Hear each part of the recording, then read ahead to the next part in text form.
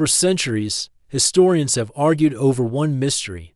How did a small, rainy island in the North Atlantic end up ruling a quarter of the world? How did a nation smaller than many of its own colonies control oceans, dominate global trade, and shape the politics of entire continents? And how is it possible that a country with almost no natural resources became the center of the most powerful empire in human history? None of it seems logical. If geography, population, and resources decide power, then Britain should never have been a global superpower. Something doesn't add up.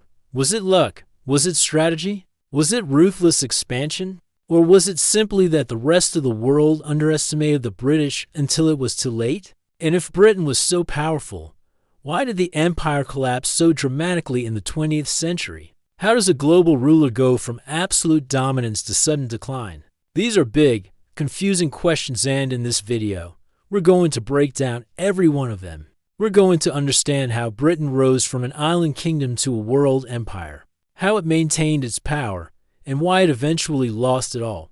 So let's begin. To understand Britain's rise, we have to begin long before it even became Britain. For centuries after the Romans left, the region was divided into small kingdoms constantly at war. Wessex, Mercia, Northumbria. Viking raids shook coastal towns. Europe barely noticed them. There was no sense of unity, no imperial ambition, just survival. But in 1066, a dramatic turning point arrived with the Norman Conquest. William of Normandy defeated the Anglo-Saxons, becoming William the Conqueror. Overnight, England gained a centralized monarchy, a new elite class tied to Europe, and administrative systems far more advanced than before. This didn't create an empire, but it built the framework of a powerful, organized state, something most medieval kingdoms lacked. For the next few centuries, England fought its neighbors Wales, Scotland, France, but the idea of overseas expansion came later, in the age of Elizabeth I. The rest of Europe was already racing. Across the seas, Spain had carved out vast territories in the Americas. Becoming unimaginably rich from gold and silver, Portugal controlled key trade routes around Africa and into Asia. England was still on the sidelines, struggling economically and militarily. But the sea was becoming England's lifeline. Its merchants, sailors, and explorers looked outward with growing confidence. Figures like Francis Drake and Walter Raleigh challenged Spain's dominance, raided ships, and sought new lands. They were not just adventurers, they were early architects of English maritime power. Then came one of the most symbolic moments in British history, the defeat of the Spanish Armada in 1588. Though weather played a major role, England's victory sent a message to Europe. The island was no longer a minor player. It could challenge the world's strongest empire. That moment marked a psychological shift. England began to see the ocean not as a boundary, but as a bridge to opportunity. The 1600s opened the true first chapter of empire. England established its first permanent American colony in Jamestown in 1607. Soon, more colonies appeared: Massachusetts, Maryland, Rhode Island, and eventually the 13 colonies that lined the North American coast. But what really fueled Britain's early empire was not land, it was trade. A triangular trade system emerged, manufactured goods from Europe to Africa, enslaved Africans to the Caribbean and American plantations, and sugar, tobacco, cotton, and other valuable crops back to Europe. This system generated enormous wealth for English merchants while creating devastating suffering for millions of enslaved Africans and indigenous peoples. Empire was already being built on both profit and pain. At the same time, another force was quietly rising: the power of joint stock trading companies. The most famous was the East India Company, founded in 1600. What began as a merchant venture soon evolved into something much more formidable, with armed ships, fortified settlements, and private soldiers. The company gained influence in India, establishing trading posts in Madras, Bombay, and Calcutta. It played local rulers against one another, manipulated alliances, and gradually tightened its grip. The decisive moment came in 1757 at the Battle of Plassey, where a small East India Company force defeated the Nawab of Bengal. That victory opened the door to British control over Bengal. one of the wealthiest regions in the world, and from there, the company expanded deeper into the subcontinent. Meanwhile, Britain's biggest rival across the oceans was France. The two powers fought repeatedly for dominance not only in Europe but across North America, Africa, and Asia. The 7 Years' War 1756-1763 became the global showdown. Fighting happened in India, the Caribbean, the Atlantic, and the forests of North America. When the war ended, Britain stood victorious. It had gained vast territories from France, expanded its influence in India, and secured naval superiority. Britain had become the world's strongest imperial power. But empires are rarely stable. The American colonies, once the jewel of Britain's overseas possessions, rebelled. The American Revolution was a shock. Losing the 13 colonies was a humiliation, and many believed it would cripple Britain. But the opposite happened. It forced the empire to pivot. Instead of focusing on North America, Britain expanded further into Asia, Africa, and the Pacific. Australia became a new destination for settlers and convicts. South Africa became a strategic gateway to the East, and India. British control tightened further as the East India Company grew more aggressive. Rather than collapsing, the empire reinvented itself. Then came the Industrial Revolution, the most important transformation in Britain's rise. It gave the island unmatched power, factories, steam engines, iron ships, railways, and mass production turned Britain into the workshop of the world. British goods, textiles, machinery, metalwork flooded international markets. But factories needed raw materials, cotton from India and Egypt, sugar from the Caribbean, wool from Australia, rubber from Malaya, tea from China. The empire became a giant economic machine connecting distant regions into a single British-centered system. Behind this system stood the Royal Navy, now the most powerful naval force on Earth. It protected trade routes, suppressed piracy, and ensured that Britain could project its power anywhere. Ports like Singapore, Hong Kong, Cape Town, and Bombay became crucial nodes in a global maritime network. The phrase Britannia rules the waves was not an exaggeration, it was reality. By the early 1800s, the empire had reached a new phase. India became the crown jewel, directly governed after the fall of the East India Company. In the Middle East, Africa, and the Pacific, British influence grew through a mix of diplomacy, alliances, and force. Victorian England believed in its civilizing mission, the claim that it had a moral duty to spread English law, Christianity, and Western education. Whether sincere or self-serving, this ideology justified further expansion into Africa and Asia. During the scramble for Africa, Britain claimed vast territories: Egypt, Sudan, Kenya, Uganda, Nigeria, and more. Australia and New Zealand developed into settler-dominated colonies.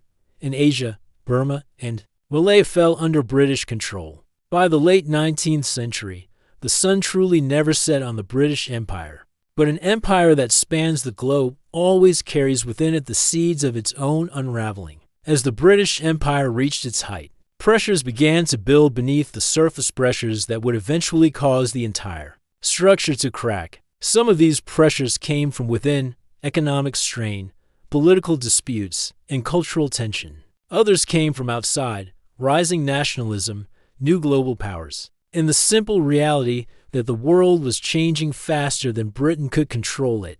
Yet even as decline loomed on the horizon, Britain's imperial system still seemed untouchable. At the end of the 19th century, London was the financial capital of the world. The pound sterling was the global reserve currency, and British diplomats and soldiers influenced decisions from Cairo to Calcutta. The empire appeared unstoppable, but appearances can be deceiving. The very size of the empire made it difficult to manage. Governing millions of people across different languages, religions, and cultures required constant negotiation, force, or compromise. In India, the spark came in 1857, the Indian Rebellion. What began as a mutiny among sepoys turned into a widespread revolt against British rule. It took brutal and lengthy fighting for Britain to regain control. And although the British Crown officially dissolved the East India Company afterward and took direct control of India, The rebellion had revealed a simple truth: the empire's subjects were not always willing to accept foreign rule forever. Beneath the polished surface of British administration, resentment was simmering. As the 20th century approached, nationalism surged across the empire. Educated elites in India, Egypt, South Africa, and the Caribbean began to question why they were subjects of a distant island. Leaders like Mahatma Gandhi, Jawaharlal Nehru, Saad Zaglao, and later Kwame Nkrumah emerged from different corners of the empire, demanding equality, autonomy, or independence. Britain had always believed it brought stability and progress. But people wanted self-determination, and the old imperial model could no longer contain these demands. Then came the World Wars, which fundamentally reshaped global power. World War I was the first big blow. Britain won the war, but at an enormous cost: millions dead, the economy shaken, and massive debts owed to the United States, which quietly replaced Britain as the world's financial center. Ironically, Britain gained more territory after the war through the Mandate system, taking control of regions like Iraq, Palestine, and parts of Africa. But these were burdens, not blessings. Governing new lands required money, troops, and administration at a time when Britain was already exhausted. The empire had expanded beyond what its strength could sustain. The interwar period only made things worse. The Great Depression shattered the global economy, hitting Britain hard. Manufacturing collapsed, unemployment soared, and the pound weakened. The empire, once a source of wealth, now demanded defense and investment costs Britain struggled to cover. Meanwhile, nationalist movements grew stronger. Gandhi's campaign shook India. Revolts erupted in the Middle East. Workers and intellectuals across the empire demanded rights. Britain still controlled vast territories, but its moral authority was weakening. Then came World War II, the turning point that made Britain's imperial decline irreversible. The war was a test of endurance, and although Britain survived, it emerged drained. The country was bombed, bankrupt, and dependent on American aid. While British soldiers fought across Europe, Africa, and Asia, the empire itself was collapsing from within. Japan swept through Southeast Asia, capturing British strongholds like Singapore, Malaya, and Burma. The myth of British invincibility was shattered in front of millions of colonial subjects, who saw that Europeans were not unbeatable. After all, when the war ended in 1945, Britain faced a stark truth: it no longer had the resources to maintain an empire in the old way. The United States and the Soviet Union had emerged as superpowers, and both opposed traditional colonialism. America for ideological reasons, the Soviets for strategic reasons. Meanwhile, anti-colonial movements were now unstoppable.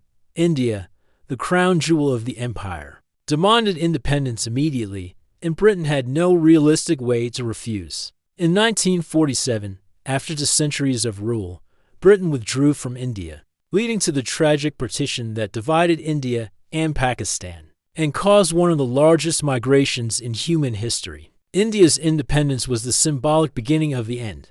Once India fell away, the rest followed quickly. Britain lost Burma, Sri Lanka, Palestine, Jordan, and eventually nearly all of Africa from Kenya to Nigeria, Ghana to Zambia. The Suez Crisis of 1956 exposed just how weak Britain had become. When Egypt's Gamal Abdel Nasser nationalized the Suez Canal, Britain, France, and Israel tried to take it back by force. It was a bold attempt to show that the old empire still had teeth.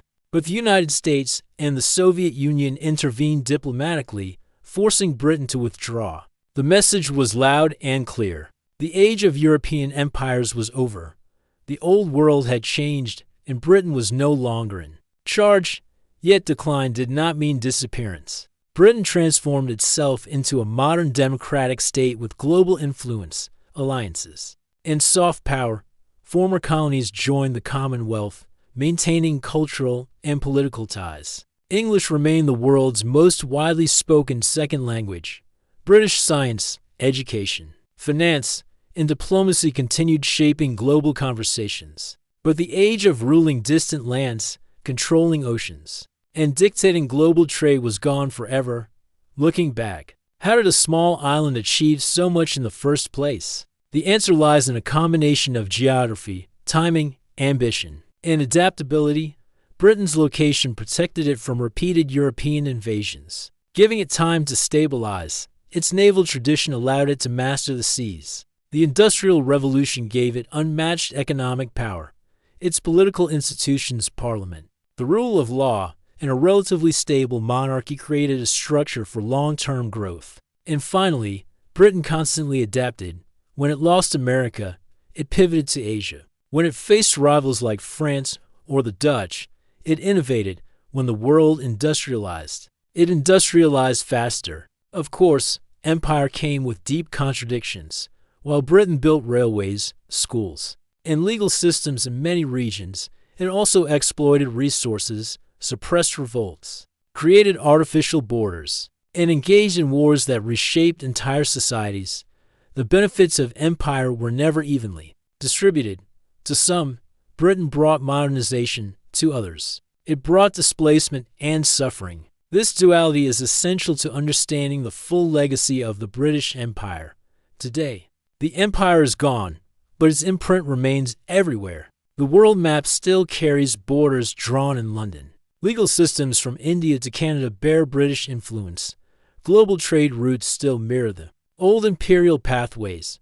The English language dominates science, aviation, media, and diplomacy. Former colonies debate the legacy of empire, some celebrating it, some condemning it, and many navigating the complex middle ground. And Britain itself continues to redefine its role in the world. No longer a global ruler, but still an influential nation.